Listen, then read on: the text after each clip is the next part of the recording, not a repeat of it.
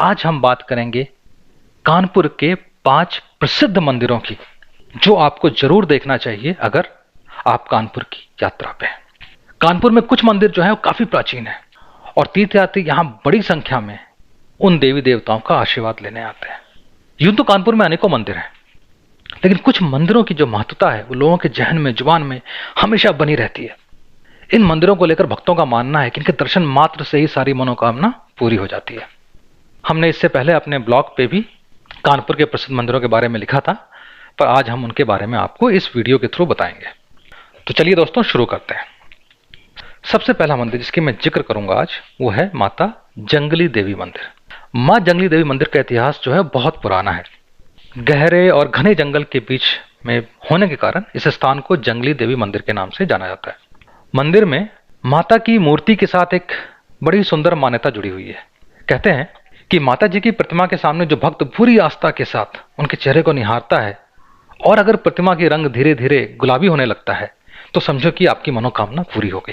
वैसे तो हर साल यहाँ भक्तों का तांता लगा रहता है, लेकिन नवरात्र जब आता है तो बात ही कुछ और होती है। इस मंदिर से जुड़ी कई अनोखी मान्यताएं हैं।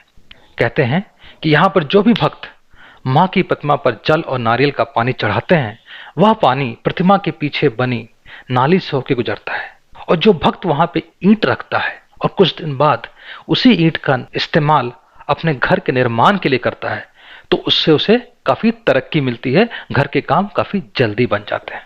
यहाँ पर आने वाले भक्तों का मानना है कि जो भी भक्त इस मंदिर में दर्शन के लिए आते हैं, माता की अनुकंपा से उनके सभी बिगड़े हुए काम बनते चले जाते हैं।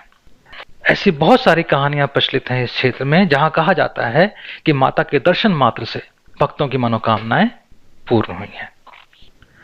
चलिए अब मैं दूसरे मंदिर के बारे में आपको बताऊंगा, और यह करीब 1700 साल पुराना मंदिर है और इसका नाम है बारा देवी मंदिर। कहते हैं दोस्तों, जहां आस्था होती है वहां एक पत्थर की मूर्त भी भगवान बन जाती है।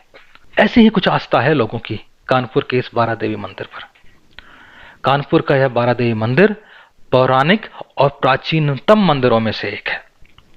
इस मंदिर का इतिहास किसी को खास नहीं पता, लेकिन कानपुर के आसपास जिलों में रहने वाले लोगों का इस मंदिर में अटूट आस्था है। तभी साल के 12 महीने और खासकर नवरात्रि के दिन तो खासकर लाखों भक्तों की भीड़ इस मंदिर में दिखाई देती है। यहां पर अगर लोगों की माने तो कुछ समय पहले एएसआई की टीम ने इस मंदिर का सर्वेक्षण किया था और पाया था कि यह मूर्ति लगभग 1500 से 1700 साल पुरानी है। इस मंदिर में लंबे समय से आने वाले भक्तों के अनुसार मां उनकी हर मुराद पूरी करती हैं और यही वजह है कि भक्त मां के आशीर्वाद पर पूरा भरोसा रखते हैं और यहां भक्तों का तांता लगा रहता है। तीसरा मंदिर जिसकी मैं बात करूंगा वो है मां तापेश्वरी मंदिर। मां तापेश्वरी मंदिर कानपुर जिले के बिरहाना रोड पे स्थित है और इस मंदिर की एक खास बात है दोस्तों, यह मंदिर निसंतान दंपतियों के लिए एक प्रमुख आस्था का केंद्र है। मां तापेश्वरी मंदिर का इतिहास भी अत्यंत प्राचीन है और कहते हैं कि इसका इतिहास तो रामायण काल से जुड़ा हुआ है।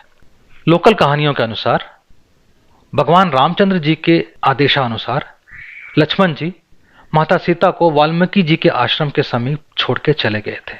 सीता माता वाल्मीकि जी के आश्रम में जीवन यापन करने लगी थी और कहते हैं कि यह वही स्थान है जहां पर माता सीता रहती थी। नवरात्रि के दिन तापेश्वरी मंदिर में विशेष पूजा अर्चना की जाती है और विशाल मेले का आयोजन होता है। लाखों संख्या में श्रद्धालु मां तापेश्वरी के दर्शन के लिए इकट्ठे होते हैं। मां तापेश्वरी देवी कानपुर शहर के सबसे प्रमुख मंदिरों में से एक है और सबसे खास बात यह है कि यह बिरहाना रोड पे है, जो वैसे भी खरीदारी करने वालों से भरा रहता है।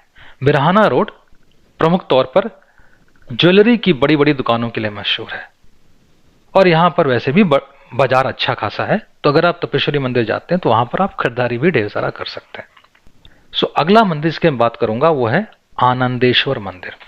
आनंदेश्वर मंदिर यहाँ का एक प्रसिद्ध शिव मंदिर है और यह भारत के प्रसिद्ध जूना अखाड़ा से भी संबंधित माना गया है और भक्तों की मनोकामना पूर्ण करने वाले भारत के प्रमुख मंदिरों में से एक माना जाता है।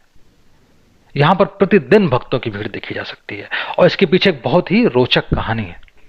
कहते हैं कि एक आनंदी नामक एक गाय थी जो रोज एक टीले पे जाके बैठ जाया करती थी और जब वहां से वो चलने लगती थी तो वो अपना सारा दूध उस टीले पे गिरा देती थी।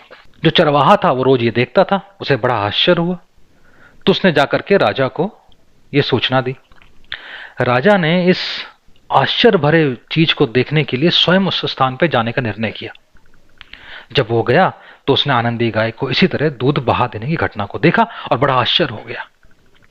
तब उसने उस टीले की खुदाई करने का आदेश दिया और 2 दिन तक उस टीले की निरंतर खुदाई की गई और बाद में उसमें से एक विशाल शिवलिंग निकला। बाबा भोलेनाथ के शिवलिंग को देख करके राजा आश्चर्यचकित हो गया और उसने वहीं पर शिवलिंग की स्थापना करने का निश्चय किया और विधि पूर्वक वहां पर शिवलिंग की स्थापना हुई और उनका रुद्राभिषेक किया गया। रुद्राभिषेक करवाने के बाद उस शिवलिंग पर आनंदी गाय ने अपना दूध बहाना बंद कर दिया और उस स्थान पर मिले शिवलिंग का नाम आनंदी गाय के नाम पर आनंदेश्वर शिवलिंग रखा गया। यही है इस मंदिर के पीछे एक प्यारी सी कहानी। कई लोगों का तो यह भी कहना है कि एक छोटी काशी है, कि यहाँ पर भगवान शिव साक्षात रूप से भक्तों को दर्शन देते हैं और यहीं पर निवास करते हैं और उनके कष्टों का निवारण करता है। तो ये था सुंदर आनंदेश्वर मंदिर कानपुर का।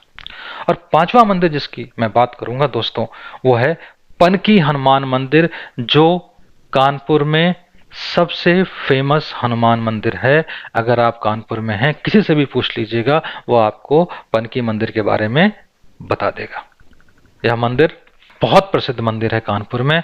भगवान हनुमान अपने भक्तों की मुराद पूरी करते हैं।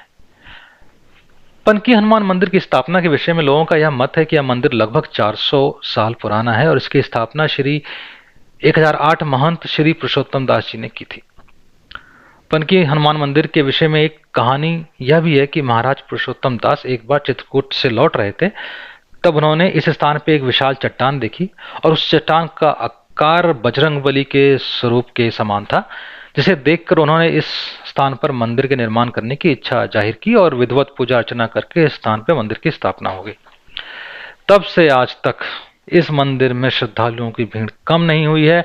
कहते हैं कि यह मंदिर आपकी इच्छाओं को पूर्ण करने वाला माना जाता है। भगवान बजरंगबली सभी को इच्छा पूर्ति का वरदान देते हैं। इस हनुमान मंदिर में बुढ़वा मंगल के विशेष दिन पर विशाल मेले का आयोजन होता है और स्थानीय लोगों के साथ साथ विभिन्न क्षेत्रों से, राज्य के और देश के अलग अलग जगहों से लोग आकर के बजरंगबली के दर्शन करते हैं।